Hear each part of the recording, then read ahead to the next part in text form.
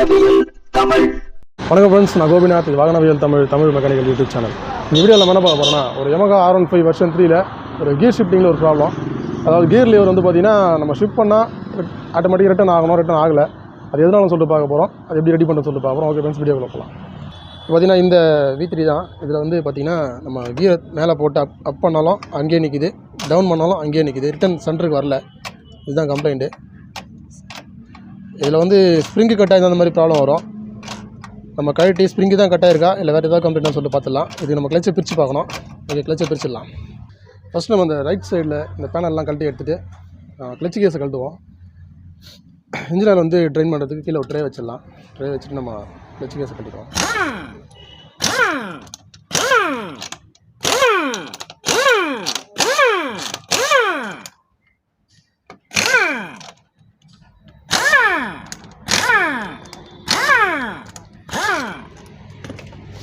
Okay,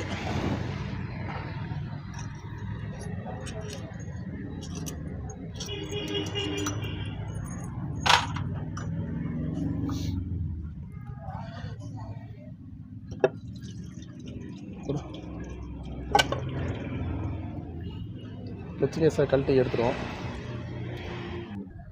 நம்ம இந்த பக்கம் லெஃப்ட் சைடில் இருக்கக்கூடிய அந்த கியர் லிவரை கழட்டிடுவோம். கியர் ஷாஃப்ட் இந்த கியர் லிவரை கழட்டி விட்டுடலாம்.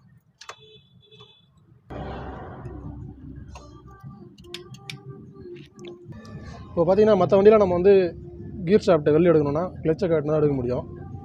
பஜாஜ், ஹீரோ, ஹோண்டா எல்லா வண்டியிலுமே அந்த மாதிரி தான் கொடுத்துருப்பாங்க. ஆனால் இந்த வண்டியில் பார்த்திங்கன்னா நம்ம கிளச்சை கட்ட வேண்டிய அவசியம் இல்லை. அப்படியே கியர் ஷாஃப்ட்டை வெளில எடுத்துக்கலாம்.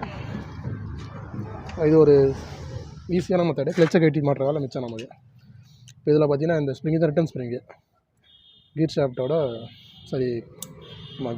Return spring. இந்த ஸ்ப்ரிங்கு வந்து வீக்காக இருக்குது, பார்த்தாலே தெரியும், ரிட்டன் ஆகலை.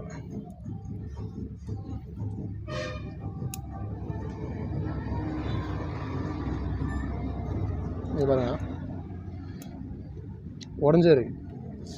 அதனால தான் வந்து ரிட்டன் ஆகலை. இந்த ஸ்ப்ரிங்கை மாற்றினா இப்போது ப்ராப்ளம் சால்வ் ஆகிடும். இந்த ஸ்ப்ரிங்கை எப்படி மாற்றணும்னா, இந்த சர்க்ளிப் வச்சு சர்க்ளிப் வந்து இந்த லைட்டாக கனெக்டர் வச்சு வெளியே எடுத்துகிட்டு அப்படியே இந்த ஸ்ப்ரிங்கை வெளில எடுத்துக்கலாம். ஷாஃப்ட்டெல்லாம் மாற்றணும்னு அவசியம் இல்லை, ஸ்ப்ரிங்கு மட்டும் கிடச்சாலே போதும்.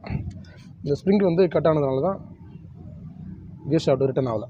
சரி, ஓகே. இப்போ இந்த ஸ்ப்ரிங்கை நம்ம புதுசு போட்டு மாட்டிடலாம். ஓகே ஃப்ரெண்ட்ஸ், இப்போ நம்ம அந்த உடஞ்சி போன அந்த ஸ்ப்ரிங்குக்கு பதிலாக புதுசாக ஒரு ஸ்ப்ரிங் வாங்கி வந்திருக்கோம். இது ரேட்டு பார்த்திங்கன்னா 10 ரூபா தான் வருது. ஸ்ப்ரிங்கு டென்ஷனர் இதை வெளியே எடுத்து பார்ப்போம். ஓகே, ரெண்டும் சேம் தான். சரி, இப்போ நம்ம இந்த ஸ்ப்ரிங்குக்கு பதிலாக அந்த ஸ்ப்ரிங்கை ஃபிக்ஸ் பண்ணுவோம். இந்த ஸ்ப்ரிங்கை பார்த்திங்கன்னா நமக்கு இந்த பெண்டு வந்து மேலே வர மாதிரி வச்சு மாட்டோம்.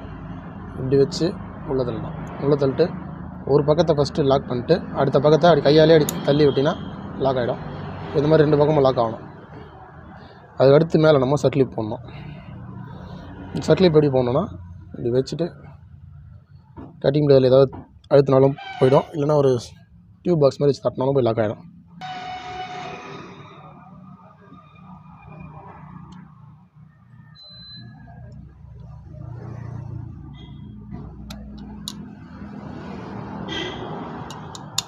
அவ்வளோதான். இப்போ சர்க்ளிப் லாக் ஆகிடுச்சு. ஸ்ப்ரிங்கு வெளில வராமல் இருக்குது தான் சர்க்ளிப். இப்போ நெக்ஸ்ட் நம்ம கியர் ஷாஃப்ட்டை உள்ளே இன்சர்ட் பண்ணிக்கலாம்.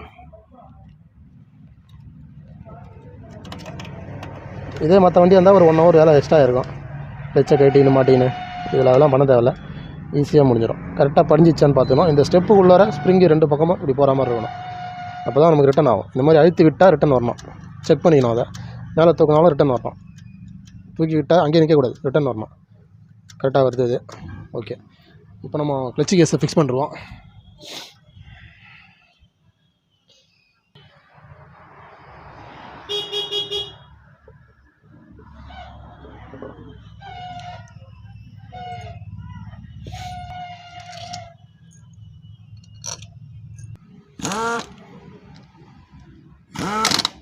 ஓகே, இப்போ நம்ம கிளச் கேஸ் ஃபுல்லாக டைட் பண்ணி முடிச்சிட்டோம். இப்போ கியர் ஷாஃப்ட்டோட கியர் லிவரை மாட்டி நம்ம ரிட்டன் ஆகுதான் செக் பண்ணிக்கலாம்.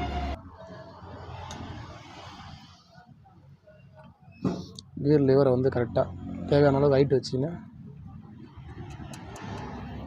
டைட் பண்ணிப்போம்.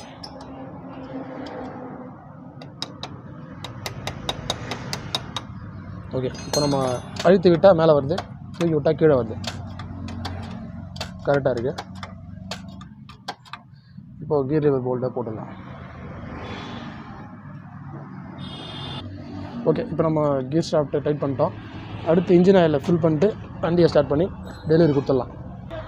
ஓகே ஃப்ரெண்ட்ஸ், வீடியோ பார்த்துருப்பீங்க. ஒரு V3யில் கியர் ஷாஃப்ட்டோட ரிட்டன் ஸ்ப்ரிங் கட்டாக இருந்தது. நம்ம ஈஸியாக அதை கழட்டி மாற்றிட்டோம். ஒரு 10 ரூபா ஸ்ப்ரிங்கு தான்.